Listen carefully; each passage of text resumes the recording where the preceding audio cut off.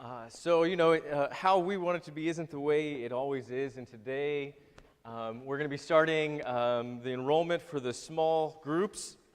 And what I really wanted to do today was preach a sermon on Acts 2 about what it is we as Christians have been doing for the last 2,000 years and why that's important and good. Turns out that, things happen in the world. So I wanted to address what was happening in Charlottesville, what did happen in Charlottesville about a week ago. Turns out the readings for today are the exact thing that I would choose to talk about what happened in Charlottesville. So, hey, what if I just do what God intended and I preach from the Bible anyway? So in Matthew, in our reading today, Jesus encounters this Canaanite woman, and he has to tell the disciples to let her in. It's okay. In our reading from Romans, which is about 25 years later, so about a generation, the Word of God has spread all around the Mediterranean, and it's on its way to spreading around the world. And Paul has to write the Romans to remind and tell the Romans, hey, you know what? Those Jews, no, you can let them in. So in 25 years, it totally flip-flopped. It started out with only the Jews, none of the Gentiles. And then 25 years later, only the Gentiles, never the Jews. And in both of our readings today, we have them both saying, no, everybody. Everybody means everybody. What about everybody didn't you get? And I wanted to talk about how we are really good at being really good. At least we're really good at thinking we're really good. Our group is always the best group. The one that we're in, that's the one that everybody should be in. And anybody who's not in it is out of it. And everybody who's out of it, well, all those losers have nothing to do with us because we're always the best group. And in society, our society, I think we need to pay attention. It's really easy to do that. We can get lost in echo chambers. We can get online and we can find the sources of news that we really like that agree with what we have to say. We can read only those sources. And we can think that everybody should just be reading these sources, and that's the only truth that there is. And I want to take a second, and I want to talk about some people who I think have been lost in an echo chamber. They call themselves the alt-right, the nationalism, right? This alt-right, this nationalism, it doesn't come out of nowhere. So here you go, history lesson. I want to introduce you to something you may not be aware of, the Nationalsozialistische Deutsche Arbeiterpartei. The Nationalist Socialist Deutsche Arbeiterpartei is a big mouthful, isn't it? Okay, so let's just translate that. The Deutsche, that's German. Nationalist Sozialistisch, that means nationalism. But can you hear that? I mean, that is a lot. That is a whole lot to say. The Nationalist Sozialistische Deutsche Arbeiterpartei. So what if we just shorten that big German word to that first phrase, Nazi? Nationalism, can you hear it now? Nazis. This is where the Nazi Party started. It was the German National Party. All right, so let's talk about our national party, the alt-right, and all the othering that they like to do. I want to take a second before this gets any further and condemn this immediately. If you think that the alt-right and nationalism has anything to do with Christianity, you're wrong. Let's have a conversation. If you think that anything that the alt-right says is compatible with what Jesus has said, then you're not paying attention. There is nothing to be compatible with. Christianity is compatible with lots of society.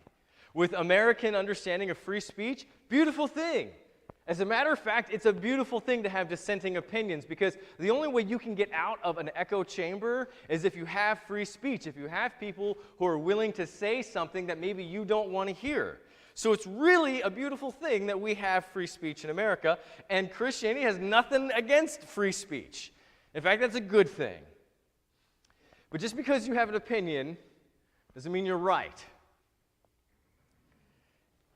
I think we need to confess in America that we have had a problem with racism. I hope I'm not telling you something you don't know. We had a whole war on racism. We had a whole civil rights movement on racism. The people who were blasted by all of the fire hydrants and attacked by dogs, they still live. They still exist. They're our neighbors. They're our friends. They're our family members. confessing that we have had a problem and that we have sinned doesn't make us evil. It just means that now we're paying attention to it. This is the basis of our Christian faith. To say that somehow that it doesn't exist, though, is to put your head in the sand and do your best ostrich impression. Now, I want to take a second here. I want to talk about why we do the things that we do, because we can't know everybody. You can't know the entire world. It's impossible. And if you're a woman and you have a child and you see a strange man and he's coming at you, you have seconds to determine, is this man a threat? Do I need to run? Do I need to run for my life right now? For my baby's life, do I need to do everything I can to get out of this situation? And so we prejudge, and that's an important fact. We have to look at somebody and just say, okay, look, they're wearing clothes that look like clothes that I would wear. They're wearing, their manners are there, right? This guy has doffed his cap. All right, good. Okay, maybe this guy has some kind of semblance of respect. Or maybe not. So we have seconds to determine immediately, is this my people? Because if this is my people, then I'm probably safe. But if this is somebody else, if this is a stranger that I can't trust, I need to take action. They need to be put on the outside, and I got to get out of here. There are big baddies in this world who want to do us harm. That's why God made Marines.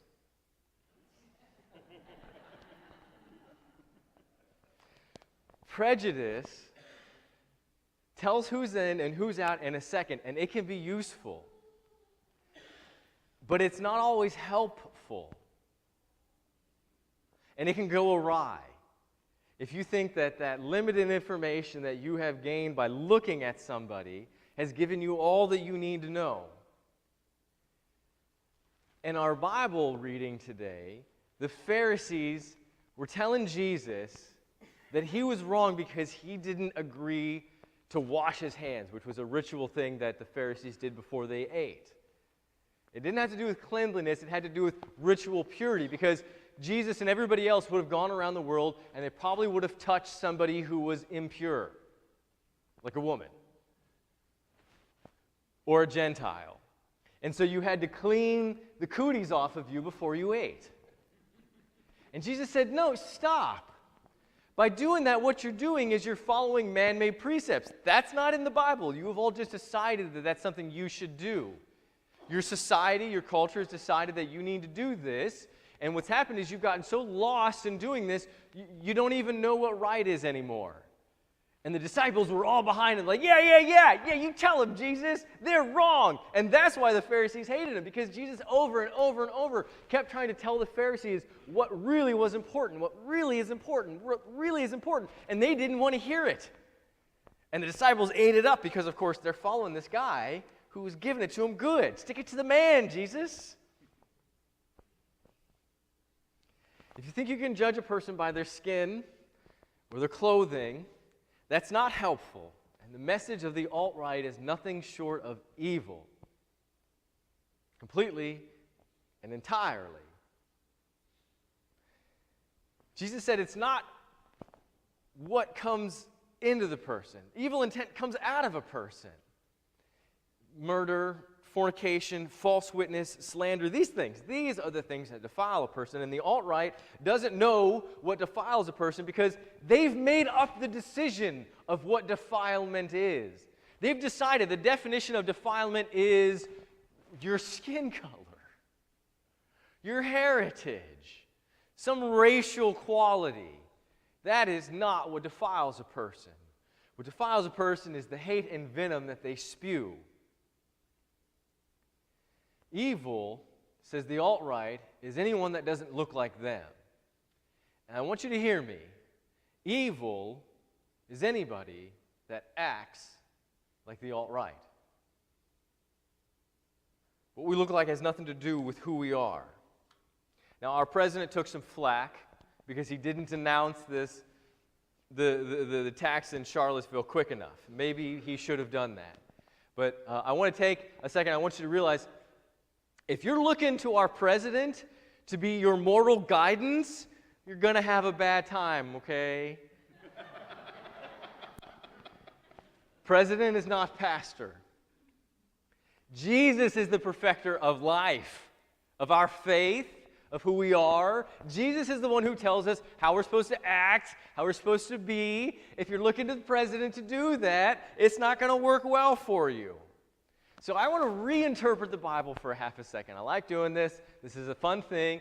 I take a lot of liberties, so don't take this to the bank, but I'm pretty sure that you're going to get some goodness here. All right, so what if a woman comes up to Jesus? This is what a new Nazi looks like. You see, you see the picture, the little circle with the cross in the middle of it?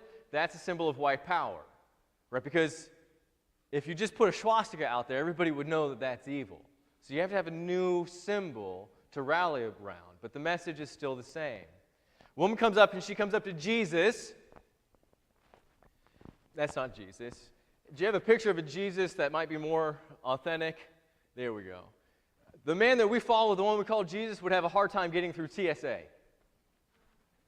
Right? He would be a Middle Eastern Jew.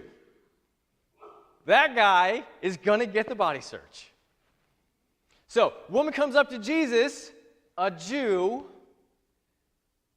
and of course Jesus' bouncers, right, big, huge guys, see this neo-Nazi, and they're here to protect the Jew. It's a simple equation.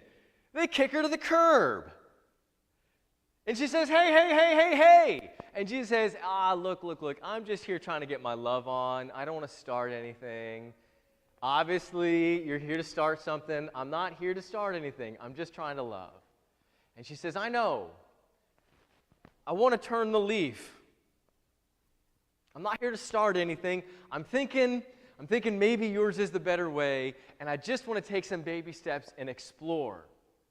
And she says all of this behind Jesus' 6'5", 300-pound bodyguards.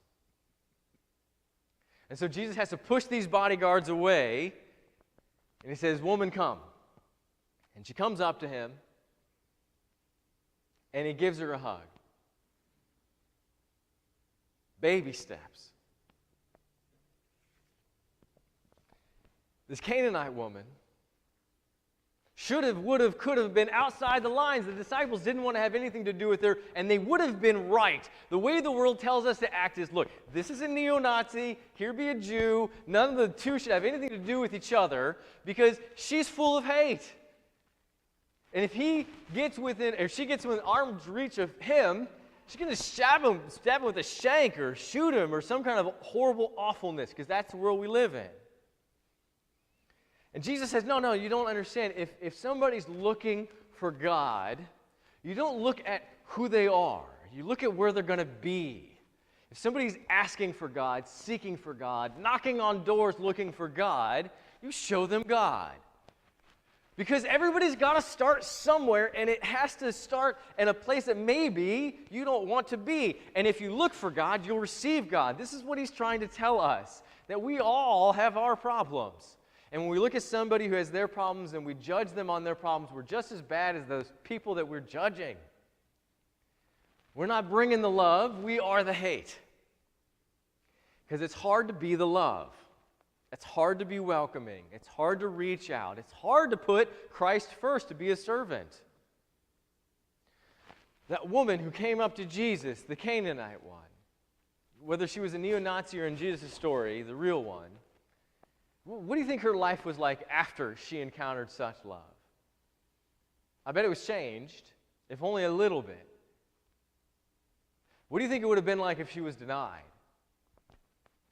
Then everything that she had been telling herself up to that day would have been proved. She would have felt it, experienced it. It would have been reinforced. All of the hate and animosity that she's been spewing out in the world now has proof to continue. And she can say to herself legitimately, yeah, forget those people. They are worthless. Imagine coming to church on a Sunday morning where you don't know anybody and nobody says hello to you. You would leave that church, probably not say hello to anybody else, because by the time you've taken communion, you've been snubbed at the sharing of the peace, and nobody's offered you coffee because you're out the door. And you would have convinced yourself that all them Christians are just about themselves.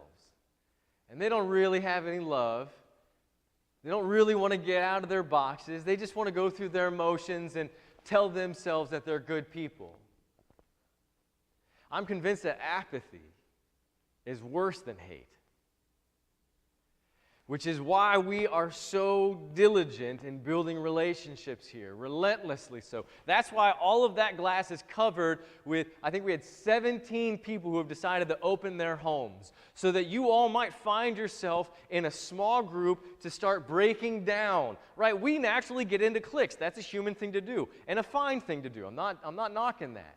But it's also a good thing to build relationships, to learn to get out of our habits. And I want to push you to build relationships, to start the network, the spider web of those relationships, so that you might have the facility to invite somebody into your life. So if you meet somebody new at church, you can say to them something like, "Can I get you a cookie? Are you in a small group? Join my small group. We've got a great small group. We meet in Panera every Tuesday." And here's the best thing about the small groups is they're agile. Some of them have times to meet, some of them don't. And you know what happens when you sign up to a small group? Something's going to happen in your life. It's 7 weeks, so you can give 7 weeks, but 7 weeks is still a bit of time. And in that 7 weeks, you're going to have a dentist appointment and you're not going to be able to make it. So you're going to have to call your small group leader up here and say, "Hey, is there any way we can move?" And then the rest of the small group is going to have to do one of those things where you're in a group text trying to find that time where you all can meet. And you know what's going to happen? You're going to realize that there's a group of other people in your small group who are willing to move things in their life to show you love. And when you move things in your life to show somebody else love because they had to go to the dentist, that will be a blessing. How often do you get to show somebody love? These small groups isn't just something we're going to do because, hey, I think it's fun. It's something we're going to do because we can fight the good fight. And if we don't fight the good fight, then the people who are out there and being loud and being evil, they win. Apathy is worse than hate. We are the good in the world. We teach each other good by reading the Bible. We support each other in the good in small groups, and we worship the only good, which is God here now. I want to leave you with this thought. Hate is learned. And if we're not the good in the world teaching the good, there is hate in this world that will do the job for us.